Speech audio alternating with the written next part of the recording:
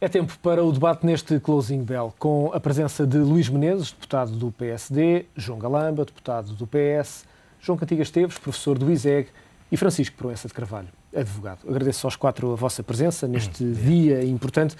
Luís Menezes, há pouco o primeiro-ministro José Sócrates culpava o PSD e culpava os partidos da oposição por este segundo corte de rating da Standard & Poor's em apenas 5 dias.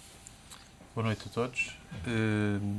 Eu acho que convém contextualizar o que é que tem acontecido ao rating da República. O rating da República não caiu hoje e não foi por culpa do PSD que o S&P fez este corte de rating. É preciso ler o que é que o S&P põe na sua nota.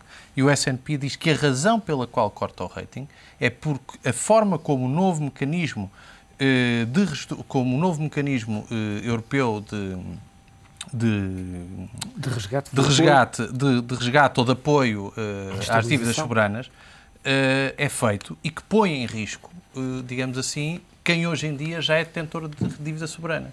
Enquanto que o mecanismo anterior fazia com que a situação ficasse a par e passo, ou seja, tinham os mesmos direitos, quando entra este mecanismo tem primazia sobre os atuais detentores de dívida soberana. É por isso, e está aqui muito bem dito, que é por essa razão, e pelo Conselho Europeu do último dia 24 e 25, que o S&P desce o rating. Depois desce o outlook, dizendo que as perspectivas macroeconómicas do país podem ainda piorar e que, de facto, há um impasse político e que isso é perfeitamente visível e compreensível. Mas esse impasse político, Luís, e obviamente originado depois do chumbo do PEC 4, não tem também alguma carga a oposição que chumbou o PEC 4? Temos o PEC 4, mas é preciso lembrar que em janeiro de 2009 o S&P já tinha baixado o nosso rating. Em 21 de janeiro de 2009, baixa novamente o nosso rating. A 27 de abril de 2010, baixa o rating. Em novembro de 2010, depois do Orçamento de Estado ter passado, baixa o rating. Qual é o problema? O PSD tem visto em inúmeras situações que o país estava à beira de dificuldades financeiras no meio de uma crise internacional. E tem dito, e tem sido de senso comum, perceber-se que o PSD não deu a mão a um governo, deu a mão ao país, acreditando que podíamos parar a subida, que foi imparável até agora, dos juros da dívida pública soberana. Em maio demos a mão ao país e viabilizámos o PEC 2. Em setembro e outubro viabilizámos o Orçamento de Estado de 2011. Conseguimos melhorar em muito o Orçamento de Estado que tinha sido apresentado pelo Partido Socialista. Por exemplo, no que diz respeito ao IVA para produtos alimentares, que passava para a taxa máxima e nós conseguimos manter a taxa mínima. Demos mais uma vez a mão ao país nesse momento e a seguir o que é que aconteceu? Sempre downgrades da dívida. Porquê? É um problema de credibilidade, Luís, não é do país. Mas parece que neste PEC 4 o PSD, em vez de ter optado pelo chumbo do PEC, não devia ter apresentado propostas alternativas. Mas eu vou só terminar o meu raciocínio. Não é um problema de credibilidade do país. As descidas de rating têm todo este historial. É um problema de credibilidade das pessoas, do Governo, do Primeiro-Ministro e do Ministro das Finanças. Porque, se não vejamos, ainda hoje sai uma notícia a dizer que o INE confirma que haverá uma série de alterações contabilísticas ao déficit de 2010 que poderão levar o déficit para perto de 8% caso os custos associados ao BPN sejam incluídos. O Governo poderá também ter que reformular cerca de 500 milhões de euros em empréstimos concedidos em empresas de transporte. As nossas contas não são claras. As nossas contas não são transparentes. São contas que, obviamente, estão dependentes daquilo que são as decisões do Eurostat e que ainda não estão tomadas, nomeadamente relativamente ao BPN. A grande questão é, este downgrade de hoje deve-se única e exclusivamente à forma como o novo mecanismo de resgate foi constituído no Conselho Europeu de 24 e 25. É ler a nota do S&P. Agora, a vitimização do engenheiro José Sócrates já faz parte da campanha eleitoral em que nós estamos. Mas voltando a fazer-lhe a pergunta, Luís, porquê é que o PSD não optou por apresentar propostas em vez de chumbar diretamente o PEC 4? Primeiro, é preciso contextualizar tudo isto. O que nós vimos, e o PSD constatou, e o país constata, é que não é um problema das pessoas não acreditarem no país ou não acreditarem nas medidas. Porque é muito fácil pormos num Excel um conjunto de medidas e dizer que as vamos executar. Ou seja, para o PSD a questão não é a qualidade das medidas, era a equipa que as ia implementar. É um problema de credibilidade e é um problema de que este PEC 4 ia ser um verdadeiro ataque aos mais sacrificados, aos pensionistas que iam ver as suas pensões congeladas. Tinha termos que roçam quase, digamos assim, o obsceno na situação social em que estamos. Tenho aqui o documento que diz que passar pela expulsão de quem não paga as suas rendas. Ou seja, digamos, isto foi feito de uma forma tão dura e tão violenta, sem terem atenção a situação social em que o país atravessa, que não havia outra forma que não dizer basta, porque já não é um problema do país nem das medidas, é um problema de protagonistas. O PSD, agora, tem a obrigação, enquanto maior partido da oposição, de apresentar as suas alternativas. E vamos apresentar as nossas alternativas. O programa está a ser terminado, já vem a ser trabalhado há vários meses. O Presidente do Partido tem falado de vários temas já relativamente às suas opções políticas, às grandes linhas políticas daquilo que vão ser o PSD, mas uma coisa é certa, a grande linha do PSD vai ser cortar nas gorduras do Estado. Chega de pedir sacrifícios aos portugueses sem pedirmos ao Estado para dar o exemplo. Já vamos analisar em detalhe essas medidas, Luís. Vou só roubar-lhe que depois eu a seguir retomo. O exemplo disso é o Decreto-Lei 40 de 2011, onde o Governo vem aumentar os plafons de adjudicação de cada uma das entidades, quer governamentais, quer autárquicas, quer diretores-gerais. Ou seja, no momento em que as pessoas estão a ver os seus salários diminuídos, em que estão a ter mais sacrifícios em casa, em que estão a ter dificuldades, que não conseguem comprar medicamentos, dificuldades para pôr comida na mesa para os seus filhos, ou seja para o que for. Numa altura de enormes sacrifícios, um diretor-geral passa a poder gastar, em vez de 100 mil, passa a poder adjudicar 150 mil euros. Já vamos analisar em detalhe essas medidas e as propostas, as alternativas do PSD. João Galamba, um dia difícil para Portugal. O Banco de Portugal vem rever novamente em baixa aquilo que já era um cenário recessivo. A S&P acaba por baixar o rating pela segunda vez em 5 dias. Sim, foi um dia difícil para Portugal e dias difíceis seguir-se-ão a este e temos, de facto, passado por um período muito conturbado. Período esse que, obviamente, e ao contrário do que o Luís Menezes disse aqui, não foi ajudado. A intervenção inicial tentou dar a ideia de que o que aconteceu no dia 21 de março, de facto, não teve grande impacto. E a Standard & Poor's, quando fala do não acordo no dia 24, é preciso lembrar que o dia 24 foi depois da demissão do Governo. E parte, embora não todo, e aí, de facto, há que ser justo com o PSD, a razão pela qual não houve acordo não foi só porque o Governo pediu a demissão, mas também houve a questão da Finlândia, também havia eleições na Finlândia, mas agora, tentar dizer na Alemanha. Mas as razões não foram a Alemanha, foram sobretudo a Finlândia e Portugal.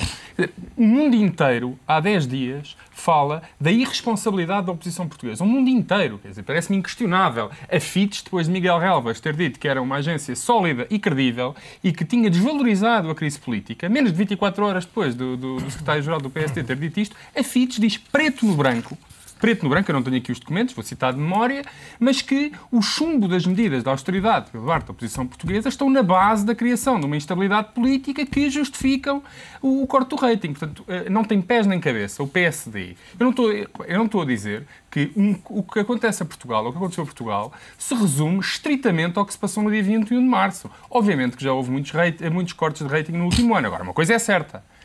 Independentemente destes cortes de rating todos, o que se passou no dia 21 de março e o comportamento irresponsável da oposição não ajudaram a situação portuguesa. Isso parece-me absolutamente inequívoco. A situação já era complicada e já era Claro grave. que era.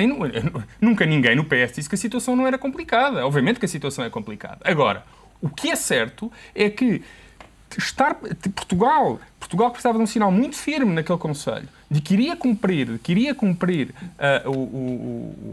a Constituição Orçamental, que está comprometida e com a qual o PSD também está comprometido. Obviamente que a admissão do Governo dificulta, de sobremaneira, a nossa posição. Quer dizer, e tentar dizer o contrário. Quando toda a gente no mundo inteiro olha com estupefação para Portugal, vir o PSD dizer que não, é preciso contextualizar, isto já estava horrível. Ninguém nega que estava horrível. Agora, parece-me inequívoco que qualquer análise séria do que está a passar hoje tem que incluir o que aconteceu no dia 21. Depois, o Luís também falou da questão das contas públicas. Há uma diferença entre, por exemplo, o que aconteceu na Grécia, que houve clara tentativa de ocultar, mascarar e suborçamentar. Isso ainda vamos ver. Mas foi no outro dia, não sei se foi a Comissão Europeia, houve um comunicado da Comissão Europeia, não sei se é a Comissão Europeia, não tenho a certeza, mas foi uma instituição europeia qualquer que disse isto não tem nada a ver com o que se passou na Grécia. Houve, por exemplo, na questão do BPN. A questão do BPN não é o Governo andou a tentar esconder o BPN. O Governo sempre disse que o BPN teria custos. Quanto? Ainda não sabemos. E quando? Também não sabemos. Quem define o quando é o Eurostat. Agora, se o Eurostat disser que o BPN entra em 2008, ou 2009, ou 2010, ou 2011, não interessa, falar de buraco ou tentativa de mascarar as contas é, no mínimo, uma forma pouco séria de tratar uma questão que tem a ver com critérios contabilísticos, que não depende do Governo. O Governo age dentro de um conjunto de regras que estão pré-definidas. Se agora as regras mudarem, se mudarem com o Governo PS ou com outro Governo, é pouco sério atribuir essa mudança, usar essa mudança como arma de arremesso contra o Governo. Não vamos encontrar buraco nenhum, com toda a certeza. Então, estou a perguntar, João. Obviamente que eu parto do princípio que as pessoas são sérias. Não tenho, em vários anos de avaliação das contas por parte do Eurostat, não houve nenhuma vez em que se tenha posto em causa a credibilidade das contas nacionais. No outro dia, o António Barreto dizia numa entrevista na SIC, e que depois foi repetido por várias pessoas ligadas ao PSD, que era urgente pedir uma auditoria às contas públicas. E o António Barreto até diz, e faço aqui um apelo ao Carlos Costa para que o faça. Acabou de haver uma auditoria às contas públicas. Foi feita pelo BCE e pela Comissão Europeia. E está por escrito e vem nas conclusões do Conselho Europeu. E alguém que pede ao Dr. Carlos Costa para fazer uma auditoria das contas públicas, das duas uma, ou não sabe o que é que a Comissão Europeia e o BCE fizeram, ou pior, não percebe que o Dr. Carlos Costa, como Governador do Banco de Portugal, tem assento no Conselho de Governadores do BCE e, como tal, é parte do BCE. Ou seja, na prática, o que muita gente está a pedir ao Dr. Carlos Costa, dando o exemplo do que foi feito no passado com o Vítor Constâncio, pressupõe que não sabem que, de facto, o Banco de Portugal participa do BCE e que nunca seria possível. Um governador do Banco de Portugal, vai dizer, tem toda a razão, há aqui dúvidas sobre as contas portuguesas, por uma razão muito simples. Estaria a desautorizar a instituição à qual pertence e o comunicado que foi emitido há 2 semanas. Mas isso é de uma falta de... Eu nem sei apelidar. Ou seja, quando o presidente o governador do Banco de Portugal, Vítor Constâncio, aponta um déficit de 6,7%. Mas o BCE acabou de fazer isso. Mas acabou. E onde é que está esse relatório? Falando da questão da auditoria às contas públicas. Mas tem algum medo? Tem algum medo que o Dr. Carlos Costa faça essa auditoria? Não, mas acabou de fazer, como parte do BCE. Mas foi ele que fez ou foi o BCE? E onde é que está a auditoria? Onde é que estão os papéis dessa auditoria? O Banco de Portugal faz parte do BCE. O Banco de Portugal nunca poderia vir pôr em causa um comunicado do BCE e 2 semanas de trabalho do BCE com as autoridades. Isso é brincar com as palavras. Isso é brincar com as palavras. É assim, também não sabe que o Banco de Portugal faz parte do BCE. Não sei. Faz parte do Eurosistema. Estou a aprender. Relativamente à auditoria que o PSD pediu às contas, logo após a reunião com o Presidente da República, Pedro Passos Coelho veio dizer que afinal já não era preciso auditoria e confiava nas contas públicas. O Dr. Pedro Passos Coelho, a capa de Expresso pode ter dito outra coisa diferente hoje, nunca se sabe. A capa de Expresso desta semana dizia que, por uma questão de sensibilidade dos mercados face à situação portuguesa atual, era preferível não fazer uma auditoria às contas públicas. Mas esse pedido de auditoria e essa sensibilidade relativamente aos mercados não devia ter impedido esse pedido de auditoria? Mas não é questão de impedir. Ou seja, o que nós devemos neste momento é de não dizer a verdade do que está a acontecer. Eu, pessoalmente, tenho sérias dúvidas da realidade, da realidade das contas públicas. Se nós vimos o boletão, eu digo um número tão simples como o boletim de execução orçamental de fevereiro, que tem um número fantástico, que é um superávit de 53 milhões de euros no setor da saúde. Ou seja, em fevereiro, o setor da saúde deu dinheiro. Como?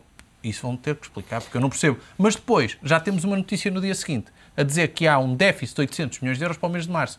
Ou seja, tudo isto é tão inconsistente, tão incongruente, parece que estamos a viver uma contabilidade do dia-a-dia. O João falava bem que há critérios, que há normas que devem ser cumpridas. E agora foram sempre cumpridas e nunca ninguém Mas os anúncios, aquilo que era anunciado ao dia 20, hoje em dia é anunciado ao dia 10, aquilo que era anunciado de uma maneira, hoje em dia é anunciado de outra. Há todo um conjunto de coisas que não têm dado credibilidade e transparência aos nossos números. E é por isso que a situação também está como está.